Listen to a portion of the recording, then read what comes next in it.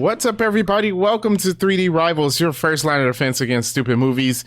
My name is DJ, and of course, I am joined by my co-host, my sister, Danita, and my brother, Derek. What's up, everybody?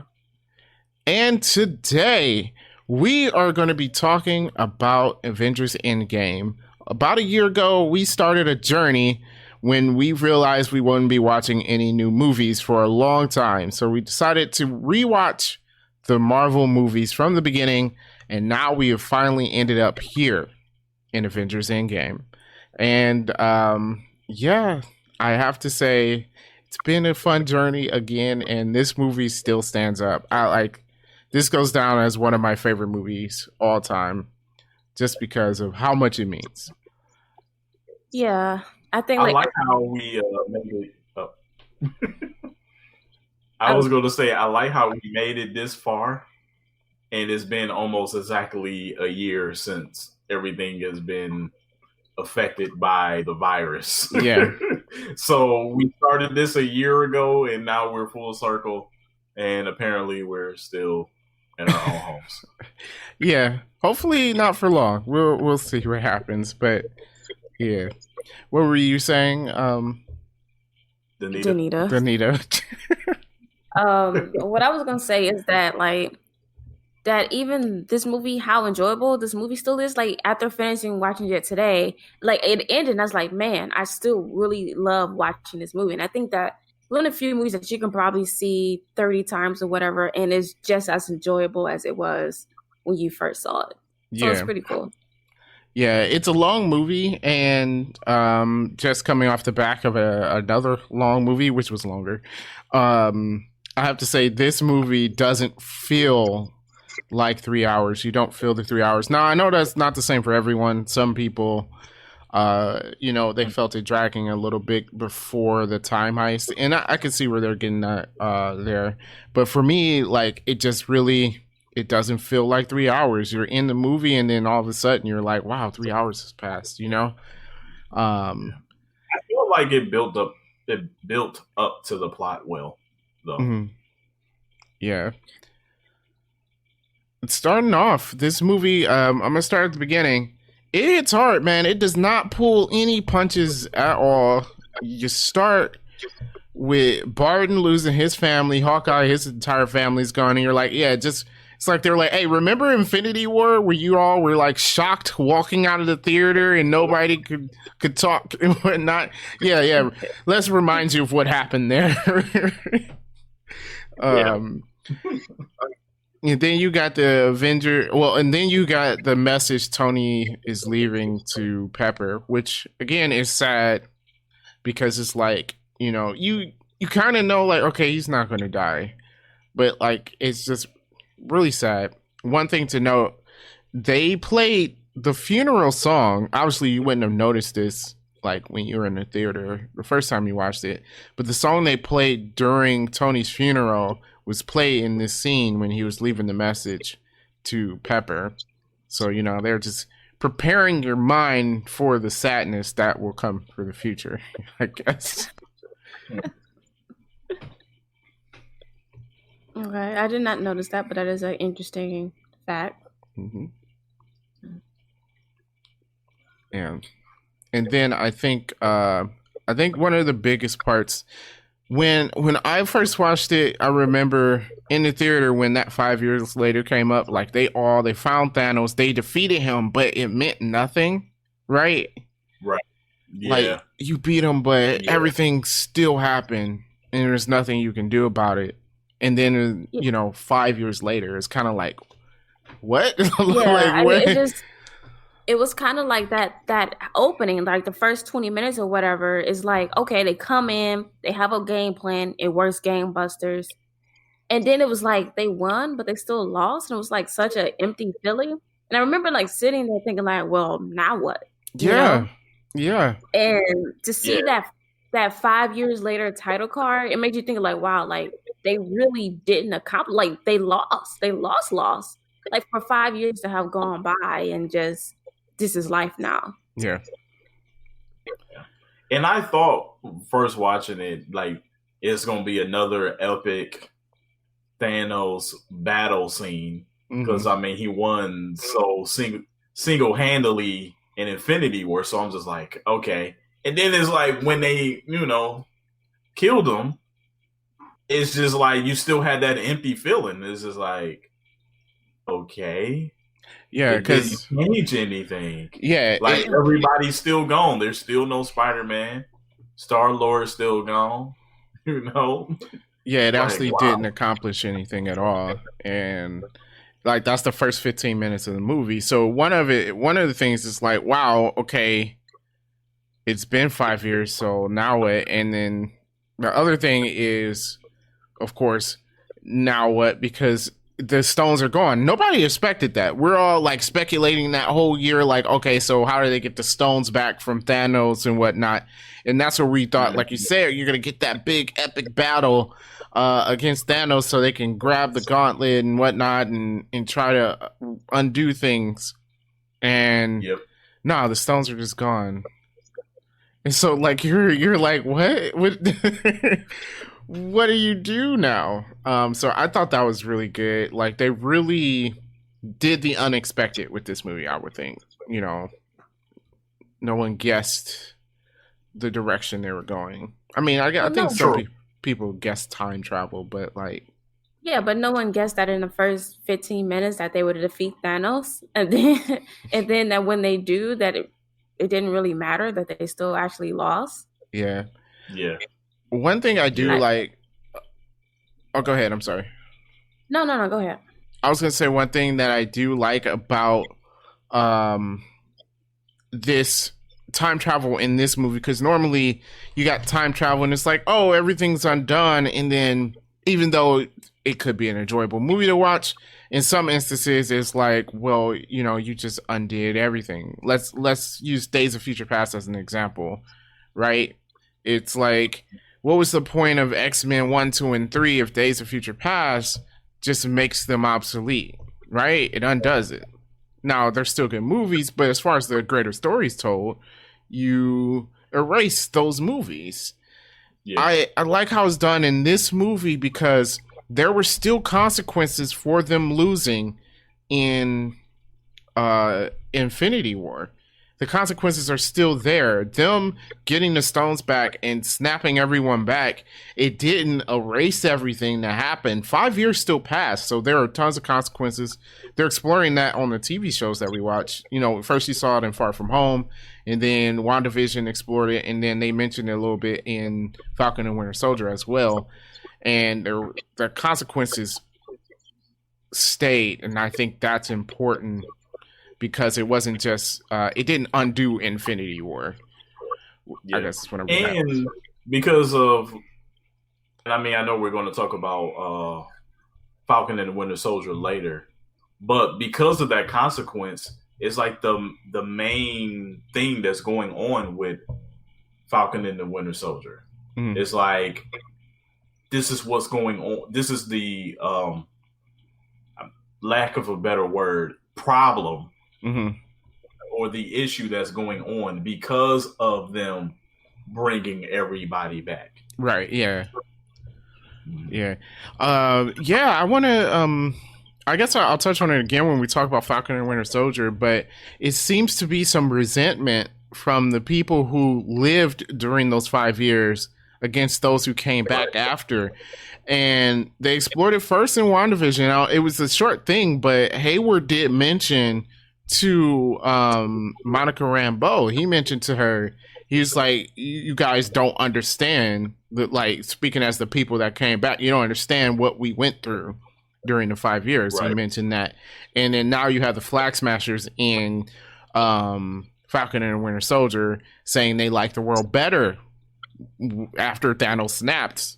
And now we're soft now that the Avengers brought everybody back. So yeah, it's I'm glad that it not only didn't erase Infinity War, but those consequences are continuing on in the universe. Yeah. Well, what I think you have, and I think is that, like, Endgame made it seem as if no one could move on within this 5 years. Mm-hmm. That, like, everyone was just kind of stuck, right? Like, even the opening scene with Scott right? I mean, San Francisco's in shambles, right? You Right. know, it's like trash is everywhere, right? You see New York City, you know, whatever the stadium the Mets play in is messed up, right? The harbor's all messed up. And so it's like, okay, no one could move on. But the thing is that some people did move on. Some people grieved and then they went on with their life because you didn't have a choice. You had to live. And I think that's the thing, is that the people that decided to move on and live, all of a sudden you upended their life by bringing all of these people back. Yeah. And that was going to be one of my things to talk about later, is that the Avengers didn't really think through, like, what happens when we bring these people back. Like, there is some serious consequences to doing that. Yeah. Yes, you saved billions of lives, but what did it cost the people that were already there? Yeah, I think the world bounces back from that, but you have a lot of problems. In WandaVision, you saw that with the hospital, and all of a sudden, all of these old patients and stuff are reappearing back in the hospital. It doesn't have the capacity to take care of that, not only because they weren't originally there, but remember, it's half the population, meaning it's probably less people in the hospital at that time, especially 5 years later. People are just you're using less resources. Yeah, I mean, you're not going to have the same resources. You're not going to use things at the same capacity because you don't have that same number of population. Yeah. So it's just like a waste. Yeah, it's logistics. Like, the world has enough food, but food production is at a level to take care of, 3 to 4 billion people. And now all of a sudden you're back to 7 to 8 billion people on the planet. That's like, the production wasn't in line to provide food for all of them. Now there is the food there, but we didn't have the infrastructure there, probably because they spent 5 years taking care of just the half of the people on the planet. So yeah, there was a lot of consequences. It's kind of like, hey, y'all did a good thing, but also, yeah, maybe we should have thought this out and maybe try to figure out a better way than just bring everybody back. Yeah. Yeah. But this one thing I think this movie does well, and I always say Infinity War is a better movie than Endgame, but Endgame always feels more, I guess, nostalgic because it just closes a lot of ends in, like, throughout the last 10 years of the Marvel Universe. It just bookends everything and gives a lot of fan service, which is well deserved, especially when you had 20 something movies before it. And all of that, I think, just makes it more enjoyable. Like, just pointing to everything, going back to the original Avengers battle, things like that. Thor going back to the Dark World, which, not a great movie, but it's still him being able to talk to his mom, Tony being able to talk to his dad, stuff like that. I thought that was really good. Yeah, I think it's just overall is satisfying. Like you said, Infinity War is the better movie, but Endgame overall is just satisfying that it hits everything that you wanted it to hit and then some. And then when they're doing a time heist, to realize, like, oh, we're going back to 2012 New York City. And so we're seeing that same movie, but like the behind the scenes version. Right. Yep. And then I think that was pretty cool. And even to touch on some things like Captain America in the elevator, right? And you're thinking like, we're about to get an elevator fight. But you don't when they switch it up, because all of a sudden it's like, Hell Hydra. Right. So I think it's like they was able to kind of give you everything you wanted, but do it in a way where it's not cheesy or like too on the nose or something like that, which I think is pretty good. Yeah. Or forced. Like how you feel like things are like forced in the movie. I would say like the Justice League movie before the Snyder Cut. Like watching that movie, there was things in the movie that was forced. Mm-hmm. You don't get that with Endgame. Yeah. The original Justice League. Yeah, that definitely. You can see that.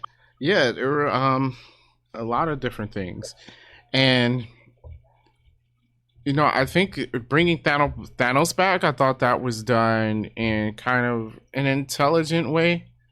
Because otherwise you're like, well, how are they going to fight Thanos? You know, and we knew they were going to fight him because it was in the trailers, but he was dead. So, Right. I thought that was done well too. You know what? Like watching it originally, I didn't think of that. You know, I thought of them like going to get the stones and snapping back. Mm-hmm. I didn't think about like, oh, Thanos could possibly come back with that. Like, I was just so enthralled. Like, yes, bring everybody back. Like, I didn't honestly really didn't care, but I'm like, I'm glad that it turned out to be the way that it turned out because that is the most epic fight scene. Yeah. So I have a question for y'all. So is this still a good movie if it ends after Hulk brings everyone back? Yes. Yes, it is still a good movie. Yes. I think so too. I think I would have been like, oh, okay, so that's cool. It wouldn't have been as epic as it is because no, because then you miss some of the best parts of the movie. Some of the most iconic parts of the movie is like one. I think when they bring everyone back and you realize it worked, you're like, oh, okay, great. And then the headquarters blows up. Yeah. Then you're like, oh yeah, Thanos. That's right. You know what? In the theater, right. I legit, when they were bringing everybody back, now they set it up at Thanos. They even showed his spaceship fly through, right? But when they brought everybody back, I legit forgot all about Thanos. Wasn't thinking about Thanos and whatnot. Yes. And I'm like, oh, it worked. Scott's like, everybody, it worked. Hawkeye's wife is calling him. Balls. Yeah. And then the cell phone rings, like, the theater was quiet. It was dead silence. Right. Because it's just like, did it work? and like, they did that to us twice. It's like, okay, Thanos blows up the headquarters, right? So then you have that fight with Thor, Captain America, and Iron Man, which was just great because you had those three against Thanos, right? You got Captain America lifting a hammer, and so you're into this fight. Yeah. And then all of a sudden, you hear sound like, Cap, can you hear me? Then I'm like, oh, yeah. That's right. Right. At first, I was a little, at first time watching it, I was a little confused. I'm like, wait, no, yeah, they snapped everybody back. And I was like, I forgot. It corrects this other iconic moment where it's like on your left. And then for like everyone to come out, it was just like, it just hits everything you wanted to hit. And it gets you because it's like you're so in a moment into this one thing. Then they kind of bring you back like, oh yeah, there's like 1,000 superheroes that can fight this fight. Yeah. Man, the last hour of this movie, just applause.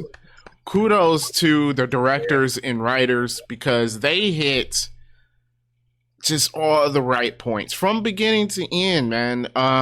Like you said, you have the big three, right? We get Thor, we have Iron Man, Captain America. They started the Marvel Universe, right? And we have them versus Thanos. It's their last fight, right? Against him. And they gave us that with just them, which was well deserved. Yeah.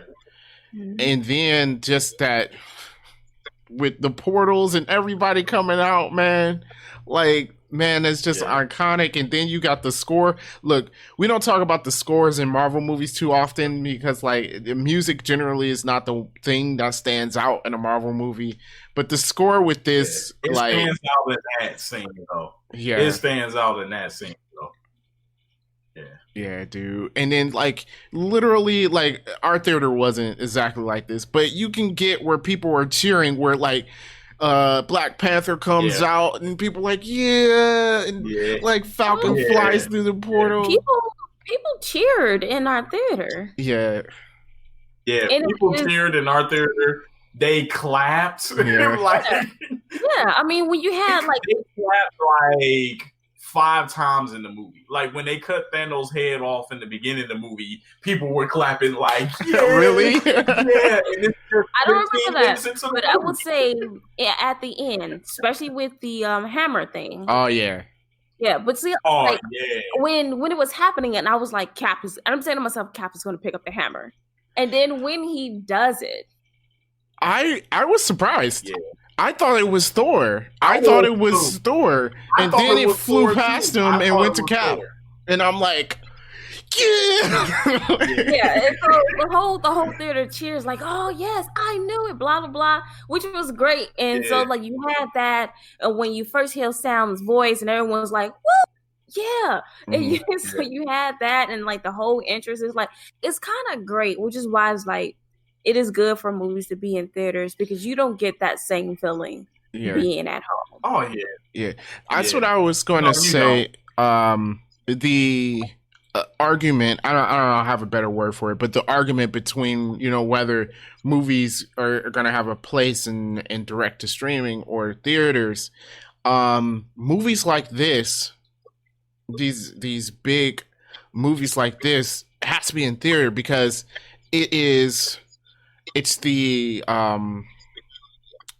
don't know, one of the guys that hates superhero movies said it, but it's the amusement of it, like a theme park type of amusement of it. It's part of the experience of these movies. Now that doesn't mean they're not good, so I disagree with him on that, but there is that aspect of these movies where we're all there with hundreds of people we don't know, and we're taking in this scene and we're enjoying it and we're feeling the thrill that everybody else is having. I think before the podcast, I was telling you how I was watching on YouTube someone they watched the Marvel movies for the first time starting in Iron Man, and how they're watching Infinity War, and you can see their reaction, and it's kind of like you're enjoying that with them. And the same thing in the theater, but on a grander scale, like you're feeling everybody's excitement when Captain America gets that.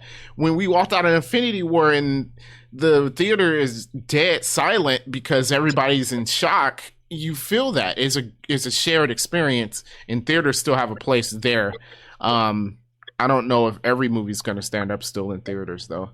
But you're gonna get these. Well, if you think about it, and you look at the current top 10 movies, and like with Titanic, Avatar, Harry Potter, and I think it's something else that I'm missing. I'm naming movies outside of Marvel.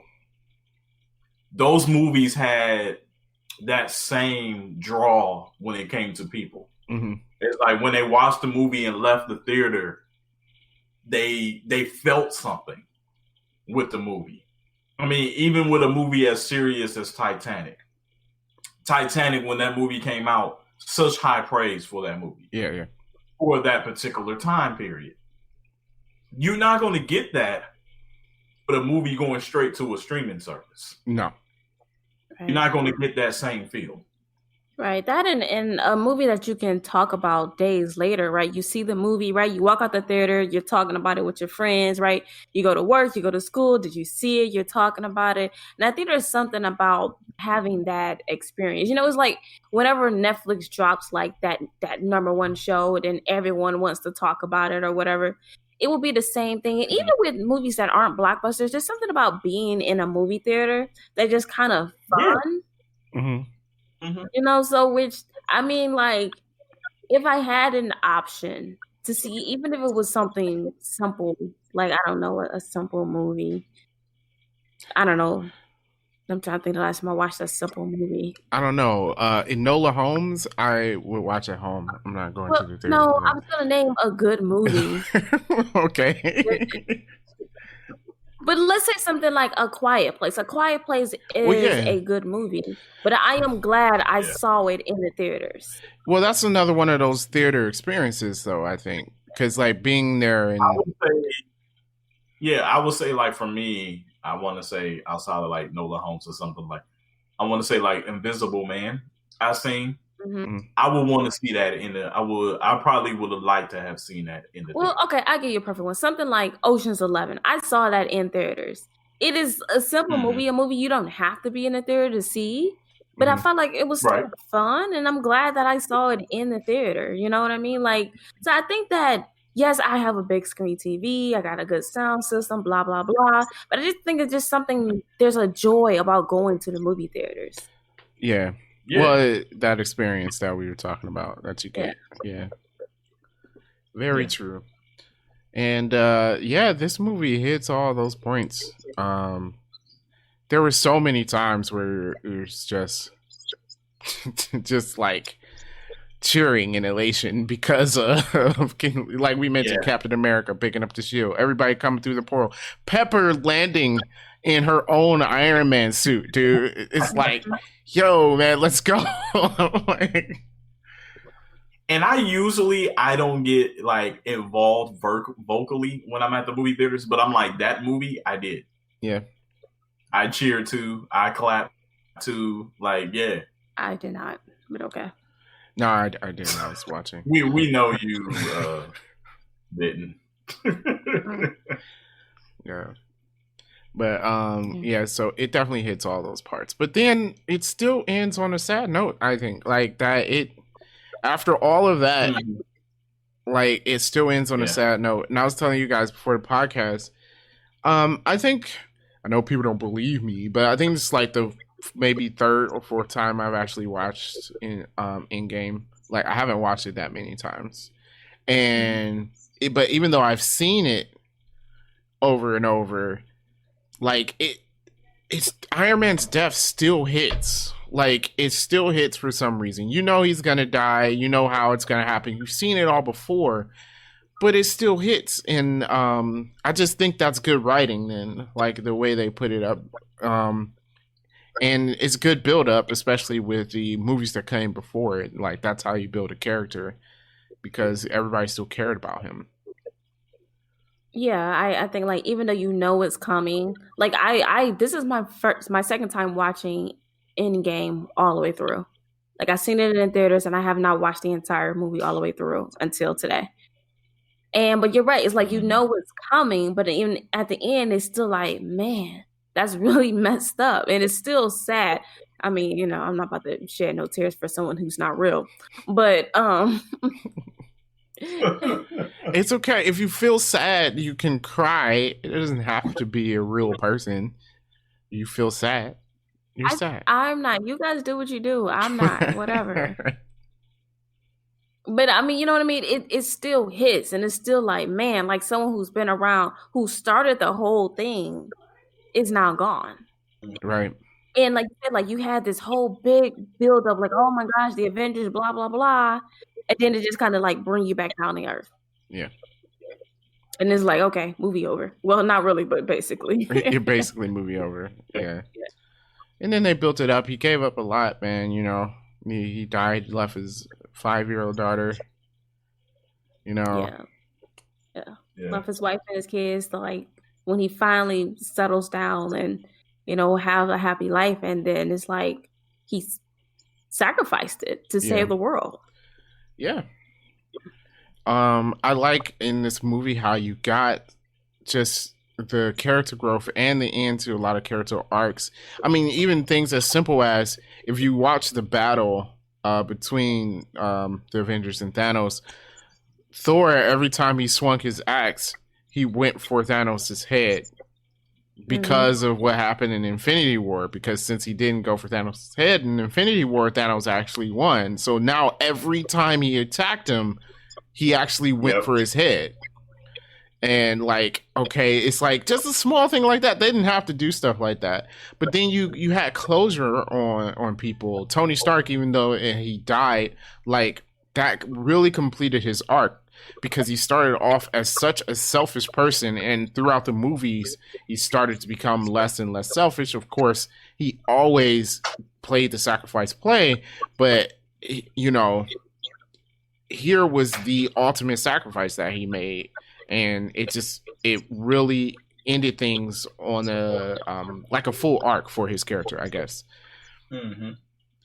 Yeah, I will say that that just in this whole 10 years of these three phases is that like you said, the character growth and like what happens to these characters matter, and that who we met in the first Avengers is not who we have at Endgame. It's like they grew and that they're different people. You know, it was like Captain America was the, you know, the, I want to say uptight, but like follow the rules guy, you know. And then as you can see a progress where all of a sudden it's just, you know what, I don't even care anymore kind of person, where Tony went from being this carefree, selfish, reckless person to, you know, sacrificing himself for the rest of the world. Yeah. For Black Widow, who we haven't talked about yet, trying to redeem herself for her past, sacrificing herself for the rest of the world. And I think that what makes these movies stand out and what makes Endgame so good is that, like, what happened mattered.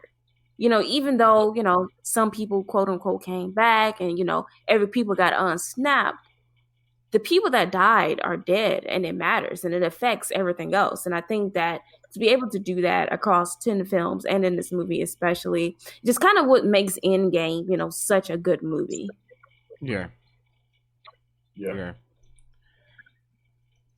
Yeah, to be able to do that, that was good. Yeah, we can't forget about Natasha, Black Widow. That yeah, that scene was also sad. Like, I don't know, we didn't think about it, but it's like, oh, Soulstone, someone has to die. Like, Yeah, it's like when they said that they were going there, I didn't equate that, like, oh yeah, one of them isn't coming back. And it wasn't until Red Skull showed up when I was like, one of them isn't coming back. And I immediately hoped it was Hawkeye. I think everybody was hoping it was Hawkeye, which is why they didn't kill Hawkeye. Actually would have been okay. Like, because no one would have cared. Because they did Hawkeye dirty throughout these movies. They did not care about his character at all. No, it's probably why he got to live. I mean, that haircut alone should have been the reason why he got sacrificed. Yeah, but they built it up for her too. Black Widow throughout this movie, you can see it. I think she was one of the characters. Sometimes they put a person where they're the audience's eyes, and we can see the effect of the 5 years through Black Widow. Especially like they had that meeting, you could see the tears welling up in her eyes. And after everybody's gone, she starts to cry before Steve Rogers comes in, and it's like you felt that, and that just kind of showed you how it was for most of the people on Earth. Like, they're all feeling that hurt and the difficulty moving on, and then just losing her after that, even though it's closure for her character because that's what she really wanted to do. She felt like that's really how she redeems herself. But I feel like we could have used more Black Widow. We could have. I mean, which is why we should have gotten a Black Widow movie before this. It'd have been really great. I've been hollering for like the longest to have like a real good Shield movie with like Black Widow and Hawkeye and Nick Fury. That would have been dope. And Sharon Carter. I think, Darren, I was talking to you yesterday. Like, I want more Sharon Carter. Yeah, let's get more Sharon Carter. I would agree. So, like, we had so much potential with Black Widow, and we just didn't get it. I mean, I'm excited for her movie coming out in July, but it would have been great if we had more. Yeah. I mean, it's still a good ending to our story, but more would have been better. It would have been great. Yeah. So our third loss in this was Captain America, which is... Again, I think it's still a good closure for his character. Like you were saying, he's straight-laced, follow the rules. And at the end, he didn't follow the rules because he's not supposed to go and stay in the past, right? Making an alternate universe, which is the only thing that makes sense. I know it's been debate about what he did, but I think the only thing that makes sense is that he went back and lived in an alternate timeline because the way the time travel works is... you can't change the future, so right. Yep. So there's just a branch with him and Peggy being together. Yeah. So it's nice that he's finally happy. I do have some kind of a love-hate feeling about what he did. Yeah. I do, because on one hand, it's like I'm glad he finally found happiness. He finally gets his girl, whatever. But at the same time, I'm kind of like, it'd have been nice if he'd have been able to move forward still be in the timeline that he was in, Yeah. But he couldn't. He never could. Could have if he tried. I feel like he didn't really try. Yeah. Yeah, Bucky seemed, kind of. Well, Bucky has the same problem. When we talk about Winter Soldier, we can talk about that too. It's just like, oh yeah, people forget that Bucky was in basically the same position Captain America was in. Yeah. And like no one ever really brings that out. I don't know. I mean, I think I would have been happy if Captain America would have. I mean, even if he'd have had a life here and had decided, hey, I can go back and get Peggy, I'd have been cool with that. I don't know. I feel like they should have expounded more on Captain America in Sharon Carter. I agree. Like I said, we needed more Sharon Carter. In the comic books. Although, I mean, it's still super weird. I mean, he's with It is weird. Goes back to It her is mom. weird. It is weird. Yeah. Maybe we should expound on that.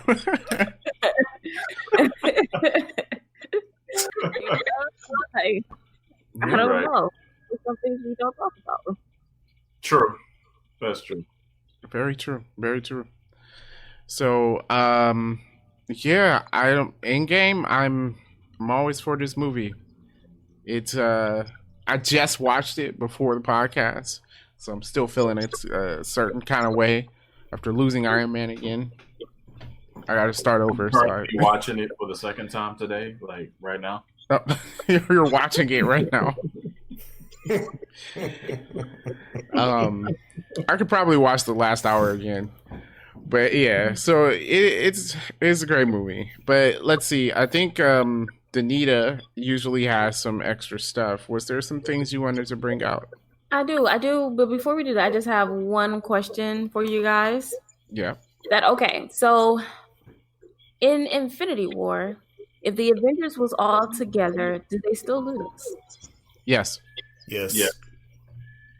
I agree. I think they still lose. They still lose. Even if Peter Quill didn't hit Thanos and they got the gauntlet off, they still lose. Yes. Yeah, I think they would lose together, and maybe they put up a better fight, but I think they still lose. Yeah, because Thanos royally kicked their butts without the Infinity Gauntlet in Endgame. So, True. yeah, only person he didn't beat without the Infinity Gauntlet or one of the Infinity Stones was Captain Marvel, and technically Scarlet Witch. Without, like Derek said earlier, she's not super strong, so her being fired upon actually did stop her. Wait. We did not talk about Scarlet Witch. Can we talk about Scarlet? Like, she came in there gangbusters. Right. Like, Dude, he was like, I don't even know who you are. And like, she's you will. You will. just I don't think she felt he needed to know who she was. She's like, I'm about to kill you, so don't worry about who I am. So we were talking about before the podcast, like, the end of this movie has the signatures of the original 6, and we're saying, can they do that again at their next epic movie 10 to 15 years from now? Can they do that again with who are the actors? And I said Elizabeth Olsen for one of them. Now, Danita was saying she doesn't think so, but come on. How not? She's one of the most powerful Avengers. Right now. She is. I feel like she's super likable. I just don't know how involved she's going to be within this next phase. Like, I know she's going to be in a new Doctor Strange movie, but where is she going after that? Is she still involved? That's what I'm saying. Why I don't think it's her. I think she's going to be involved. She's going to continue with the next, 5 or 6 movies. You don't think so? No, but think about how many movies she's already been in. She's been around since Age of Ultron. Yeah. I mean, yeah, but like, isn't she like just now like discovering who she really is? Right, how but my powerful thing she is, really can be? Maybe they have a plan. It's just after Doctor Strange, they have not said anything else about her. Like, I don't know if she continues on, so then she wouldn't be a part of that core group that they're going to create. Well, okay, she's been in since Age of Ultron, but what movies has she been in? She was in Age of Ultron, Civil War, Infinity War, Endgame. She's only been in 4 movies. Still been 10 years. Right? And then she's going to be in one more movie that we know of. Elizabeth Olsen is 30. Yeah. But maybe she wants to do other stuff. Maybe she doesn't want to do this until she's 50. had plenty of time to do other stuff, and she didn't. Yeah. I don't know, man. Like, if I was an actor and I was hired by Marvel and we was like making money like crazy, I don't even know if I would want to do anything else. Like, do I want to do anything else? Do I need to? I would be like Samuel L. Jackson. Be like, how many movies you need Nick Fury in? Sign me up. Yeah, let's do that. Okay, Samuel Jackson might not be a good example since he's like 80 and been in like 100 movies. At this point, he's just collecting a check. Well, no, He doesn't but care. Danita, check this though. Like we mentioned, you said, "Oh, it's been so many years. She's only been in 4 movies. She can still do other stuff, right? She's filming Doctor Strange right now. Once she's done filming Doctor Strange, until the next Marvel project that Scarlet Witch is in, she can be in movies. They'll probably be saying like, okay, for July 2024, you need to be available for whatever. But until then, she can pick up whatever projects you want. Okay, yes. So. My thing is, they gave no indication that they plan to continue her on, is what I'm saying. Not that she wouldn't fit or that she wouldn't want to do it or is not going to continue. It just doesn't seem like they plan to continue with her. I don't know. All right, we'll see what happens. I'm saying, like, if they continue, then yes, she could be that core group. It just doesn't seem like that's what they plan to do. Yeah. We'll see what happens. There are a lot of things heading up. I mean, Young Avengers is coming up too. We'll talk about that in the future, but they're definitely going to be doing a Young Avengers. Yeah, they are. So we'll see what happens. Characters are lining up to be that. Yeah. I wanted to go back to what you mentioned about do they still lose without the Infinity Stones? I feel like they won their other major battles and they still wasn't fully together as a group. They needed to lose this to realize on how important they needed to work together. Yeah. And that's why their fight in Endgame was so much better. Because they knew, like, we can't lose this. And it's like they, even in their own individual movies, they won battles that they easily could have lost. Yeah. Yeah, the stakes were high. The stakes were high in this. You felt it watching the movie, and you felt like the characters knew that. Like, we mentioned Thor going for the head every single time. It was... they knew they could not lose.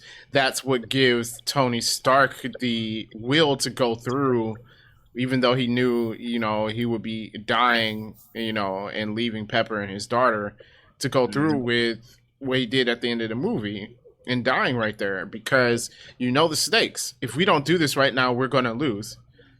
Yeah. We just took out our biggest... he just took out our biggest gun. So, yeah, that's, what's happening. Derek, yeah, what you said is very true. And Derek, too. Because, I feel like when you lose, you kind of, like notice your weaknesses. And, if you just win all the time, everything's just like, all right, we walk into this battle kind of, a little bit too cocky. Like, all right, yeah, we're going to win. We'll be all right. We cool. But like Derek said, they wasn't really together till, the whole series they've been breaking up. Like ever since they started, they've been breaking up. So it's like once they lost that one, they realized that we need all these pieces here in order to take out this guy because he's just too much. And he got his own army. He got everything together. Like Thanos' team was together. Mm-hmm. Like they was unified. Yeah. You know what I'm saying? There was no they got weaknesses, but there was no I can do this by myself kind of deal. The Maul. I forgot what that big dude's name that was fighting the Hulk, that was going to fight the Hulk. Him, Thanos, their whole squad was together. And it kind of made the Avengers realize we got to be together on this if we're going to beat all of them. That's the only way it's going to happen. Yeah. So. Which is what Tony said when he first got back at the beginning of the movie, right? It's that, and I do like how it's like, all of a sudden they weren't automatically friends again. The effect of Civil War still hurt. And Tony was like, we lost. And he told Kaz, like, hey, you said we were going to do this together and you weren't there. Yeah. And we lost.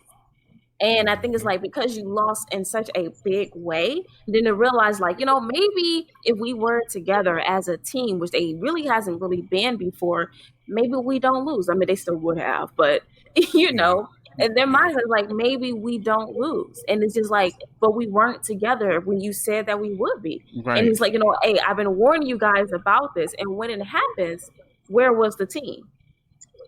Yeah. True. Yeah. Very, very true. So I thought it brought out a good point. I feel like Captain America being Captain America, busy asking Tony, did Thanos give you any information? Did he give you any coordinates? Like, did he give you any when he was punching you in the face? No. Right. So why would he give Tony extra information?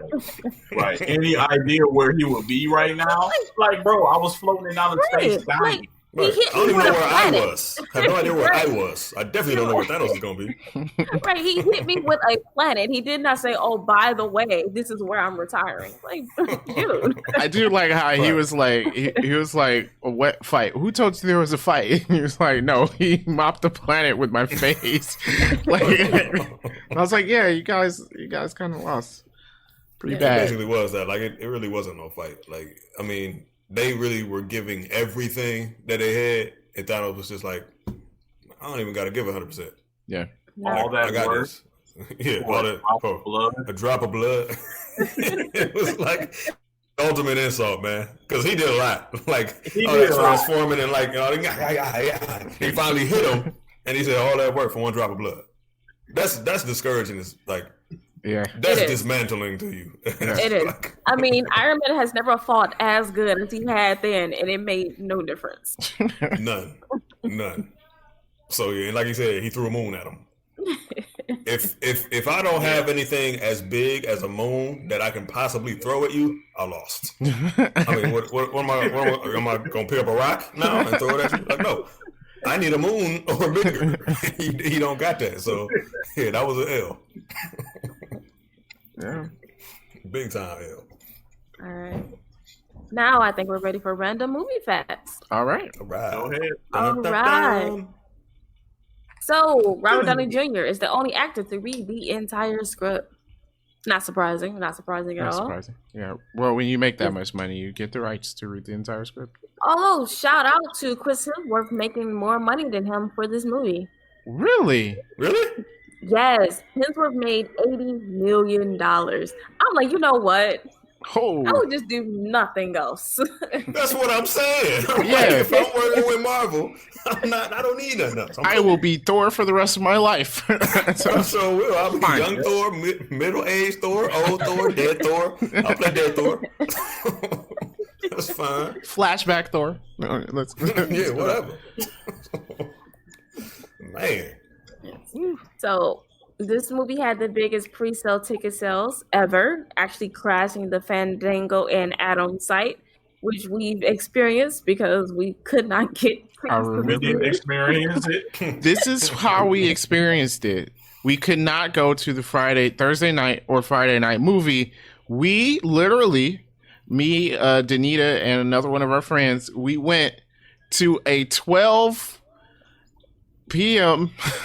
movie midday. We took time off work to watch Endgame because there were no other times for us to watch it. Yeah, that whole weekend, all the evenings were completely gone. And so it was like, hey, you want to see this movie before like Monday? You're going to have to go on a Friday afternoon. Right. Which is fine. I was on the verge of getting fired anyway, so what else? I think I went on like a Saturday afternoon, but Yeah, but it was, like that midnight showing was not happening, just nothing. I went Saturday afternoon, I believe. It was a Saturday afternoon. Yeah, like the afternoon showings were like available somewhat because that I movie think theater it was was- I packed. I went like at 1:30, Yeah. which is weird. I have never went to a movie that early on a weekend. Well, not a movie like this. No. I don't ever to any movie that early on a ever. Right. You wait till the evening most of the time. Right. Right. Evening, Yeah. midnight. I mean, that's how I was. Midnight that's how I was showing on with my grandma Thursday. or something. Yeah. Like if I went to a movie Right. with my grandma, I'm like, all right, we better go early. Right. I was gonna But- say, like, unless you're under the age of 12 when your parents are still taking you. Right. Yeah. Right. Yeah. Yeah. You So always this do. movie had so many sold out showtimes that theaters started showing the movie around the clock. Yeah. Yep. Better get that money. They put it in more theaters too. Like where we usually go, they were showing that movie in so many houses. Like it was insane. Like I don't know how any other movies were playing It was like one theater Oh. for that other movie, which I don't know what it was. Yeah, I don't even remember the other movies that were available. I don't even remember. But yeah, it is like all of a sudden they start like pulling these other movies. It's like whatever. It's going to be Endgame. Yeah. So yeah, it earned $1 billion in its first weekend. It took 11 days to earn $2 billion. Okay, man. Like, good lord. Yeah. And I wish I could have something on autopilot like that. It's like, make me $1 billion this weekend. Yeah. And another 2 billion in 11 days? Man. Yeah. And until shout out Jeff Bezos.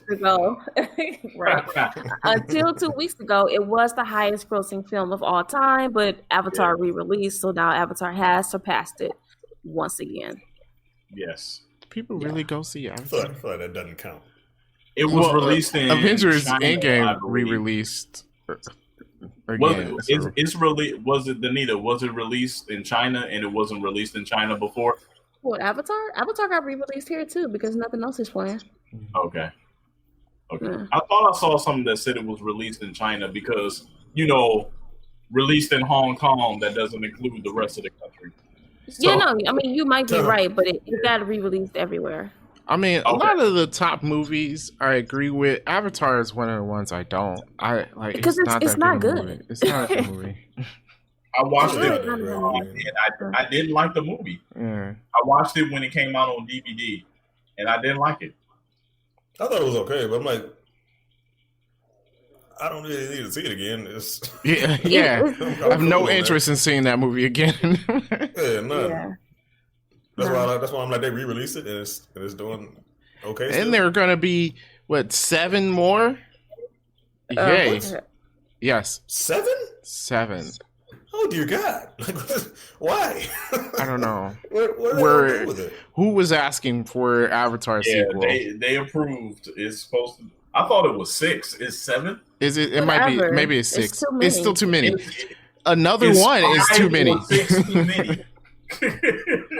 You only need one of these. The Fast and Furious director or something like why you need 8, 9, 10 of them for what? I don't know. I'm not looking interested in the first one. I don't even remember why I went to go see it, but because I didn't see it in theaters. I get it. At the time, it did something that we hadn't seen before, right? It was right. It was a pretty movie. Basically, that's all it is a very pretty movie. But now, man, it's a basic Cowboys versus Indian story. Alien Pocahontas. That's all it is. Okay. All right. I got mad that it started the wave of everything being in 3D and it didn't need to be. Yeah. How many? Here's a question: how many highest grossing movies is Zoe Saldana in? A lot. I hope she's still getting royalty checks. Yeah, because she's in Avatar, she's in Endgame, she's in Infinity War, Yeah. She draws a crowd. She should be making money. How come she didn't make $80 million? You know the answer to that. We know the answer to that, but still. Yeah. Well, no, I mean, I would say that Chris Hemsworth, Chris Evans, and Robert Downey Jr. should have made more money in this movie because because of what their characters meant to the movie. I feel like that made sense. But yeah, some equalizing would be great. I'm sure all the other actors agree with that too. Some equalizing would be great. Right. Yeah, all right. So this was shot back to back with Infinity War, as we know. But there was also some people in this movie that was also shooting their other movies. Brie Larson actually shot this before she shot Captain Marvel. Paul Rudd and Evangeline Lilly, that's her name, right? Yes. They were actually shooting this at the same time that they were doing Ant-Man and the Wasp, so kind of busy. Okay. Yeah. Well, I mean, if you're on the studio lot, I mean, you probably just go over to the next. Go to the next room. Yeah, but it might be a little confusing. Like, wait, so what's up? Oh yeah. I wouldn't be surprised they confuse their lines a lot. Like I'm sure I would have. I don't know how you get your lines especially right when you get the script on the day. And I'm like, how am I supposed to remember these lines? What? Yeah, honestly, that's good acting, man. That is good acting. And I understand. I mean, I know they say, "Oh, it's a superhero movie," blah blah blah. But I'm like, if it's bad acting, it will affect the movie. Yeah. Like, oh, it's Iron Man. It's a great movie. Like, if Robert Downey Jr. sucked, it would be a bad movie. It's not a good movie. No. It would be visually impressive. Daredevil, God. It was horrible acting. It was trash. Superior trash. It was poo-poo. It was poo-poo. It was just bad all around. It was. I agree with that. No, Catwoman. Oh. Mm. You know what? It's one of the worst movies ever. One of the worst movies ever made. No, because you don't want to remember. Probably don't want to. You don't need to talk about it. Horrible. Oh man. I would definitely watch 2017 Justice League before I watch Catwoman. Easy. Yeah. You were right about that, DJ. Catwoman got to be the worst superhero movie. Yeah, go on. No, it's one of the worst movies. Period. It's one of the worst movies. Worst movie?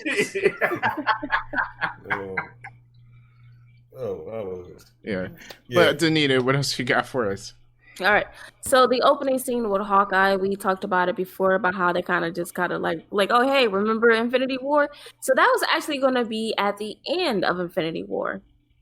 But then the Russos felt like because Hawkeye wasn't in the movie, it might be a little odd for all of a sudden he's with his family, then they disappear. So then they moved it to the beginning of this movie. I feel like... But they stated the reason on why Hawkeye wasn't there, though. Yeah, but... They stated on why him and Ant-Man wasn't there. I feel like if you put that at the end of Infinity War, people still leave the theater quiet. Like... Yes! Like, instead of ending on Thanos, like, I mean, you could have ended on Thanos. Actually, I think you still could have, put the Thanos scene after the Hawkeye scene. And we all would have still just been like, which is, I mean, basically all it's saying is that, this is worldwide. Hey, look, Hawkeye's affected too. He lost everybody. Yeah. Like, he lost his whole family. You know what I mean? It's like they stand on your neck with the left foot, and then they put the right foot on your neck. That's kind of how I would have felt. So, right, I think it fits, but I kind of like it better at the beginning of Endgame because you're kind of starting off where where you left the last movie, and so they can say like, oh, hey, remember this guy that we keep forgetting is in the members of the Avengers, and then he loses his whole family. Yeah, it fits in both. Like for the it kind of like just gets the ball rolling for Endgame, like of course, like you said, it reminds us of what happened, and it kind of puts that feeling back in your heart. Like man, everybody they just got ripped from their lives, basically. So it definitely works at the beginning of Endgame. Yeah. So another thing that was going to be in Infinity War was actually Smart Hawk was going to appear in Infinity War. That he was going to bust out of the Hulkbuster suit as Smart Hawk, but then they felt like to have a success in a movie about all the losses that happen in Infinity War is possible about the losses that the Avengers do. So they didn't want Smart Hawk to be like, oh, hey, everyone lost, but who's better? Right. So, but I got better. Yeah. And it didn't play well with the test audiences, so then they just kind of removed it. And that was that. I get it, and it is probably better that we didn't get Smart Hawk in Infinity War. The consequence of that, though, we don't get it anywhere. Yeah, the Hawk's arc just doesn't really work. I know what they were trying to do, but it's missing so many pieces because you don't get a Hawk movie. His entire storyline happens in the background in between movies. Yeah. Mm-hmm. And it's like it's kind of messed up that's how it was. Yeah, because I really do wish like Hawk was expounded on more. Because out of all the original Avengers, Hawk is my favorite character growing up reading in the comic books. So, not being able to use him in a standalone movie, I felt like I don't know maybe. Him expounded more. I kind of like what they did with Thor Ragnarok, but better. I feel that. Yeah, because Hulk and Thor Ragnarok I thought was good, but yeah, but it was like how he got to that point was done off scene. Yeah, I mean that's what Danita brought up. Yeah, I mean most of the Hulk story was like just alluded to instead of like put in front of you. Yeah, and then it's like, all right, well this is what happened, and now he's here. Yeah, that's about it. So pretty much. Yeah, that did kind of suck a little bit, but yeah. So so just a small thing, like the suits they wore when they doing their quantum realm time travels were all done special effects because the design team wasn't finished designing the suits before they started shooting, and I think they actually end up basing it off of the space suits that they wore in Earth's Mightiest Heroes. Oh yeah, I might have to rewatch that. Like okay, yeah. All right. So the Endgame writers said, because they kind of wanted to end Captain America's and Iron Man's story arc, and so they wanted like them to kind of end at them as their best selves. So they felt like Captain America couldn't die, and that Tony would be the one that would have to die because Captain America was already willing to give up his life in his first movie. So for him to do it now, that's not a change for him. Right, he did it already. Yeah, he did it already. So for them to be their best self, Tony would have to be the one that loses his life, and Captain America would be the one that actually gets a life. Because Tony was the only one to move on, have a family, and in those 5 years, he had a life where he was so obsessed with being Iron Man before, and he moved on. So it was kind of like their roles reversed, and that's felt like that's the only way for their stories to end, which makes sense. Yeah, it does. It does. Yeah. All right, so then my last random movie, I got some nitpicks, but my last movie fact. So according to the writers, Marvel did not care which character that they killed off. Huh. Wow. Yeah. Now they said it couldn't just be willy-nilly. It had to make sense, but they did not care who they chose. The only thing that they wanted for Infinity War and Endgame was that they had to feel like two different movies, so not a part 1 and a part 2, which is why they went away from calling it Infinity War Part 1 and 2, because they were going to be two completely different movies. Which they are. They succeeded in that. And like two separate movies. Yeah. And they wanted the conflict to be Thanos focused. But after that, Marvel was like, do what you do.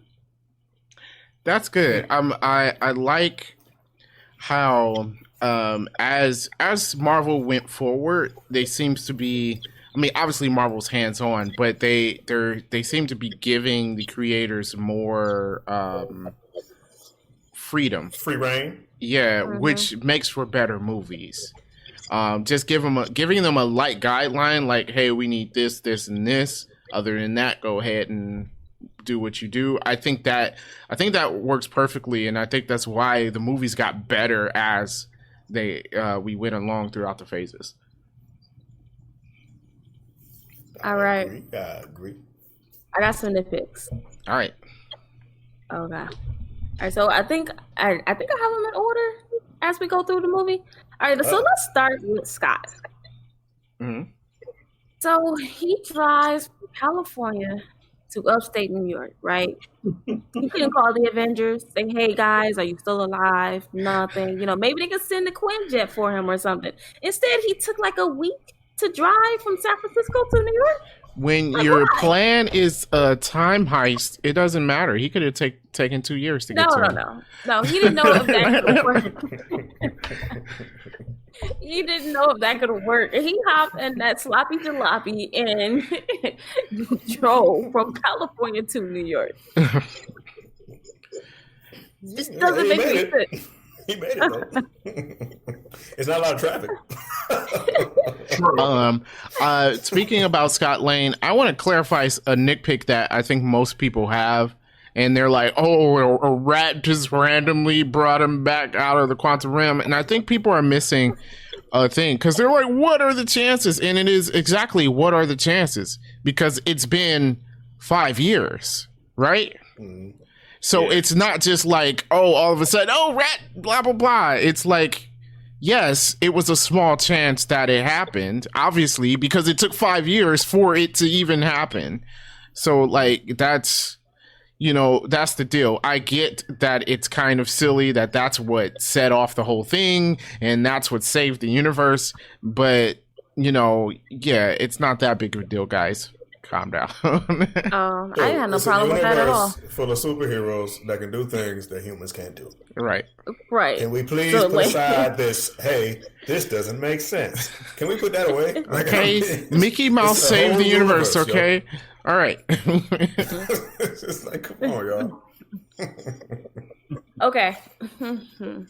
So if these 5 years was like 5 hours to Scott when he was in the quantum realm, then how is it that Jane returned 30 years older when she finally got out? Janet? Does that make sense? Oh, whatever her name is. Janet? Yes, yeah, I mean, like, it makes she sense. came out an old lady. How does that make sense? Was she in a different quantum realm? There are time dilations in the quantum realm. The quantum realm doesn't have a set, like, a time passes at this speed throughout it. Remember when they sent him in, she's like, stay away from the time something, I forgot, time vortexes. So it depends on where you are. He apparently went through a time vortex when he was there, which is why it was 5 hours for him and not 5 years. I'm still calling nonsense on that. They explained it. That's stupid. That's nonsense. I don't care. That's absolute nonsense. I'm just gonna call confusion because I don't. Like it's utter nonsense. I'm gonna give it to him because they explained it. No nonsense. I'm gonna give it to him because it's time travel. Derek's face froze on like a really weird face. All right. I got another one. So, Hawkeye, his family dies. He loses a couple of screws, and now he's like an assassin, serial killer, or whatever. Are the Avengers cool with this? Are we just going to ignore the fact that this guy is a serial killer now? Yes. Like, they're just like, oh, hey, you're a murderer, but that's cool. Come join this team again. Like, bruh, like, are we serious right now? I mean, it's like, we're going to put him in jail? Like, why? I mean, but why are we okay with this? Like, Don Cheadle at the beginning was like, hey, maybe we shouldn't find him. And she's like, but it's Hawkeye. Look, I know they got like some super close, over weird relationship. And, his wife might want to be a little concerned about their relationship. I'm just saying. I mean, they're a little too close. I mean, she got a little arrow necklace and everything. It is not. She did have an arrow necklace. It is not. They keep talking about Budapest. We all know what happened in Budapest, and it was more than just their little mission that they went on. Probably. I'm just saying. But I mean, come on. All right. It's a rough life. And I'm just saying, like, I don't know why we're like super cool with him just being a murderer now. And they're just like, it's cool.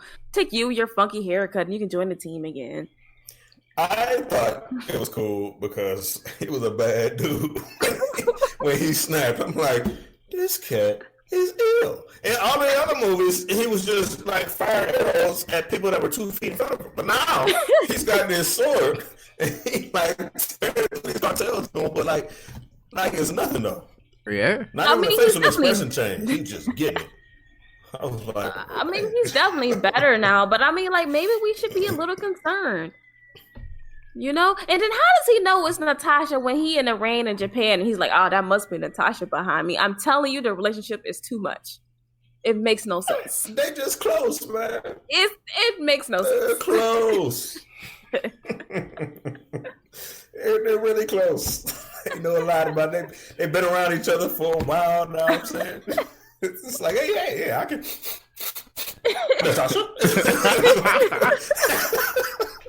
I'm saying it's like that. So, yeah, who knows what aromas we're going to get at that time. All right. Okay. All right. What's your other pick? We get that Tony is super smart, right? He can create time travel in like a day and a half while eating popsicles with his daughter, right? Mm-hmm. I'm going to let that pass. He can do that. I actually have an explanation for that, too. I don't care, right? Right? Superheroes, right? Superheroes fine. He can create time travel. I'm not going to complain about that. I am going to complain about the fact that he didn't try to make more Pym particles. Right? Like, why not go... Yeah, man. He can't make a super soldier serum either. Because Hank Pym put some of himself in the particles. No. You could create time travel, but you cannot reverse engineer the Pym particles. And then why not go back in time and get some more Pym particles instead of using that little itty bitty bit that they had, saying we only got 2, so don't waste them all. They could have just gone back in time, taken it before they started the time. I mean, you know how sometimes plans don't really you gotta sometimes within the plan you think about, oh man, maybe we should have it was probably something like that. Yeah, because obviously they didn't think about the fact that Pym particles were around somewhere. They just realized that there were 3 Infinity Stones in New York at one time. At the same time, yeah. So as the plan's going along, it's kind of getting put together. Although I feel like that scene was literally how the writers were doing it. I think it was the writers brainstorming, how would the Avengers get the Infinity Stones? Where do they have to go? And I think they were in the room and they're like, wait a second. There are 3 Infinity Stones in New York. I feel like that's what happened in the writers' room. That could have happened. If that is what happened, and they decided to work into the script, that'd be cool. Yeah. But this made them brainstorm like we brainstorm. Cool. So with Tony Stark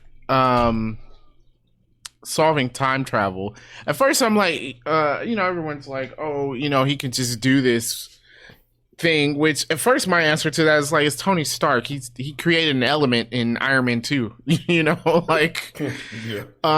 but we're forgetting that the whole thing was the knowledge about the quantum realm is the new factor here, which would have made it way easier for him to figure out a way to time travel. It's not like he just went, let me figure out time travel here. You now have a method of time travel. You just have to figure out how to get through it. And that's what he solved. He solved traveling through the quantum realm. The quantum realm is what created the time travel. And I think that's what everybody missed in that scene. Okay, let's not try to add logic to time travel. Computer though? Doesn't he have a supercomputer? He does. About it. You got to add that in there. Yeah. The computer is not only as smart as Tony Stark. I imagine this computer is eons smarter than Tony Stark. Yeah. So he got a lot of help there. Nah, I'm not gonna anything time travel related. I'm just gonna let go. I mean, I'm not gonna try to apply knowledge to something that's stupid. So that's fine. I mean, okay, I guess so. All right, what's your other nitpicks? Okay, so they're choosing places to go, and Nebula is the one with this insider knowledge, right? Yeah. Like, you don't want to give people a heads up about some things like, hey, Thanos took my sister to Vormir and then came back without her. Yeah. I feel like that's something you want to mention. Or the fact that she goes to a place where she knows Thanos and Nebula is going to be. Yeah. Like, I don't know. Maybe go to New York instead. Yeah, she should have went to New York. Like, why are we doing this? And then she don't have a firewall on her internet or whatever. And probably not.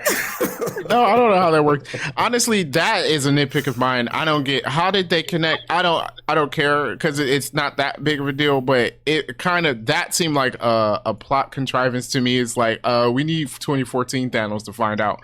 Oh, the nebulas connect wirelessly. Like to me, it's like Bluetooth, man. Yeah. She's already blue. Yeah. So, but that is a nitpick of mine. It's kind of small. I don't really care that much. But yeah, it's kind of like, come on now. Yeah, like dude. Yeah, that pissed me off though. That and I mean, this is small. I know Also, because yeah. I got another nitpick with that. Okay, Nebula, it stopped her from leaving with Rhodey, right? But right after it played that message, forget going back to the ship. Oh, we've got a problem. Boop, boop, go back to the future. Okay, let's go.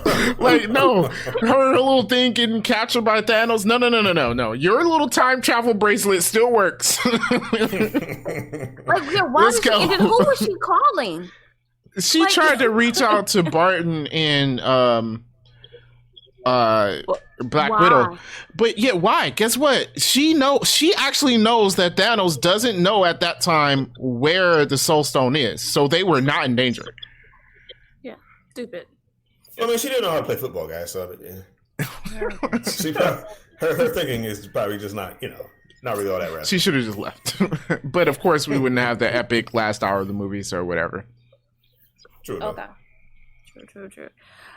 Okay, so when they go back to New York, no one's paying attention to Loki. I feel like you might want to keep an eye on him, right? He gets away with the Tesseract. Like, bro, come on. You got to keep your eyes on Loki at all times.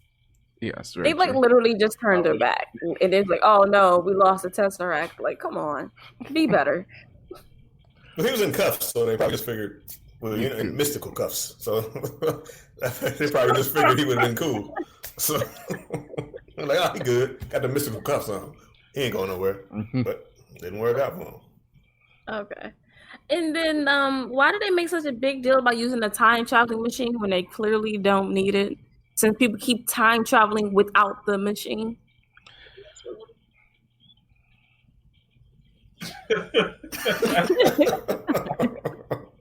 I didn't think of that. Never crossed my mind. Wow. They had me confused. I don't know. Well, we need to forget about the time travel because it's not going to be used again, and we need to remember, not remember that they could use this technology. Wait, no, Pym. Oh no, Hank Pym's alive again. So let's just not think about time travel. Okay. It doesn't exist. So my last two is about Old Man Captain America. I'm not going to complain about him traveling back in time, but I do have some questions. I have a nitpick after yours. I thought you were going to mention it, but you didn't. But go ahead. About Captain America? No. Okay, then go ahead. When Thanos' ship comes in and blow up Avengers Mansion. How no one dies? I skipped it. It's on my list. Yeah, it was on my list, and I decided to skip it. Yes. I mean, for real, it just came in and blew up everything. Plot armor. Blew up everything. Like, the building is not there no more. And no one died. The people who should have died was Ant-Man. Rocket. No, Ant-Man, he shrunk down. So, I mean, it's easier for him to survive. It is. Because he shrunk down immediately. It was like a missile to the face. But the people who should have died was Rocket and Hawkeye, most definitely. Everybody else is kind of in armor, so and super strong. Yeah. Where did Rhodey get his armor back? Because remember, he left the armor, canopy, right? He gets out of his armor. But then when Ant-Man takes him out of the building, he's in a whole new armor suit. When they were calling for help and Ant-Man said, "I'm here," Rhodey's suit was behind him. His new suit was behind him. Okay, I didn't say that. I'm like, man, where did that magical suit come from? All right. And he would have had to get him to a suit because Rhodey can't walk. But I'm just saying the building got destroyed and flooded. Yeah, true. And on fire. Yeah. Yeah. So Rhodey would have died after the fact because his suit was injured or damaged. Hawkeye should have been dead. Rocket definitely should have been dead. I was thinking, I was like, did he fire on the building while Nebula was still in it? Was she still in the building? Like, he just shot all these missiles at it. Nebula was in there. She's Thanos. He probably didn't care. So what? But everybody else, they were in armor or super strong. Just like when he said, rain, hail, and no one got shot. People got shot? Yeah, they did. They were, they showed, it was a whole scene of people, the ground blowing up around them. It fell near them and they fell over. Yeah. Oh no! Oh! But hey, you know who it did hit directly? Thanos' people. You saw one of the big Leviathan things it got shot by. So yeah, that was a dirty move though. He did all that just to save himself. Well, yeah, he was dying. Plot armor. Okay, everyone had real thick layers of plot armor. All right. Okay.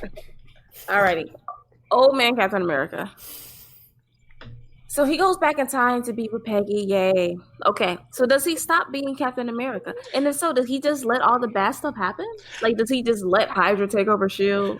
I'm going to say no. And there's a couple of reasons why. The shield he gave to Sam is a different shield. It's not the same shield that he had that got destroyed in the beginning of the movie. Okay, so then here's my thing. So if he's still Captain America, which I feel like he is, because he would not be able to sit back and just let all this crazy stuff happen, then isn't everything basically the same except for now he's married to Peggy? Right? I mean, does he go in there and say, "Hey, don't trust Zoloft," or he might have. he actually might have. I actually was thinking earlier today, I think it would be interesting. I think they should do a cartoon of Captain America's adventures in that alternate timeline. I think that would be interesting to see what he did before he came back to our timeline to give the shield to Sam. I think so. Yeah. I don't know, like, if we messed up if he let everything happen up until 2012, or does he like nip it in the bud back in 1950, whatever. Yeah, I don't. And then what happens? I think he stopped some stuff, but of course, you know how time works. You stop one thing, then maybe things got worse because of what you did. Yeah. Right, because you figure, okay, if Loki has a Tesseract now, then a lot of stuff doesn't really happen that happens after the fact. Yeah, that's what the Loki series is. Right, like they change everything in there, right? If Loki has a Tesseract, does that mean Thanos never attacks them? Well, I guess we'll find out. No, because he puts the Tesseract back. No. Okay. So all Loki did was cause another break. And Loki's timeline is what I'm saying. Yeah, he put the Tesseract back in 1970. Yeah. No, so that alternate reality with Loki left with the Tesseract, that continued to exist. They can't stop that. So they actually messed up that whole reality. So I'm sorry to the Ancient One. Yeah, no, there's a branch out there that's really messed up. Oh, I forgot. And it's the branch it's the branch that she was in because it was the same timeline. Yeah, the same. Yeah. She was there that time. So, yep. Yeah. So, she put it together behind the scenes. We didn't see it. I feel like there's no way Captain America returns all the stones. Like, how do you return the Soul Stone? How do you return the Ether? It doesn't make any sense. Soul Stone, you just throw it back at Riskel, and then he just threw it and left. Yeah, Riskel was like, right, the ether, you just stick it back in Jane. Thor takes the hammer. So does that now mean that Thor didn't have a hammer when the Dark Elves was attacking? I mean, that's just he had the hammer with him, so he returned the hammer to Thor. Does he return it before everything happens? Like, by the way, you might want to need this. The agreement was they have to return it at the time that they took it from. So, as an example, when the Ancient One gave the Time Stone to Hawk, then she turns around and Captain America's there, like, here's the Time Stone. Basically, is how that would have went. Yeah. So Jane Foster would have been there. A raccoon would have sucked the ether out of her, and then some weird white guy would have put it right back into her immediately afterward. So that's what would have happened for her. Oh wait, no, she might recognize Captain America. Yeah. But how did he return the Power Stone though? Where'd they get the Power Stone? Without melting his arm off. Oh man, just sitting on the floor next to it, and then Peter Quill picks it up. I don't know. It doesn't matter. As long as it's there for Quill to get, I think you're all right. Okay. Yeah, and then I don't know. And then we got to go back to, like, does he tell Peggy, hey, by the by, 80 years ago, me and your niece, we was kicking it. I think you leave the niece part out. You just don't tell her that. You take that to the grave. Yeah, definitely. Yeah. All the way. He's just like, no, I don't think I will.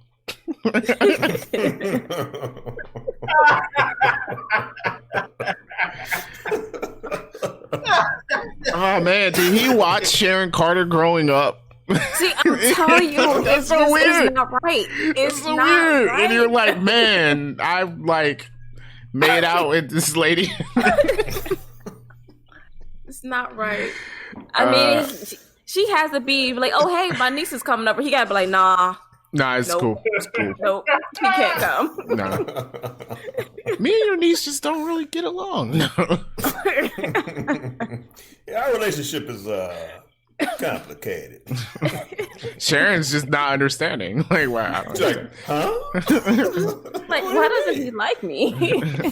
Oh, he likes you.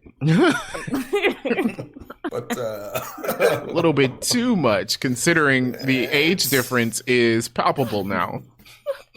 Yeah, that's weird. Yeah. So. All right. Well, that was my last nitpick. Cool beans. We don't really have to rank this again, do we? It's greatest movie ever. That's gotta, We ain't gotta rank it again. It just got better. Yeah. I enjoy watching it again. If you didn't listen to all this if you haven't watched any Marvel movies. Let's be real. But I guess if you haven't watched it, come out of your corner and watch it. Yeah. How else have you start with Iron Man and watch it in release order? Definitely. Yeah. Yep, definitely. But yeah, so that was our thoughts on Endgame again, and this is pretty much the end of our Marvel rewatch. Yeah. There's one more movie, Spider-Man: Far From Home. I'm debating whether or not we're going to do it because it feels so recent, wasn't it? Like that was. It was in July. 2 summers ago. Whatever. It was 2 summers ago because there was no movies last year. Oh, right. Yeah. I mean, to be honest, I don't want to watch it, but if you say we will, we will. No, I feel like Endgame is a good close for it, you know? Yeah. I said we close at the Endgame. Yeah. Good. So there goes our Marvel Rewind. It was worth it. It's been a year, and we are still in our own homes, as we talked about it. But we've been on this journey. Thanks for taking this journey with us. Of course, there are more Marvel things coming up in the future. So if you guys have your own thoughts and comments on this, make sure you leave it in the comment sections below, or you can reach out to us on Facebook, facebook.com/3drivals. Also, we have an email. It is 3drivals@gmail.com, or Twitter, 3_rivals on Twitter. With that being said, thank you so much for watching /listening, and peace out.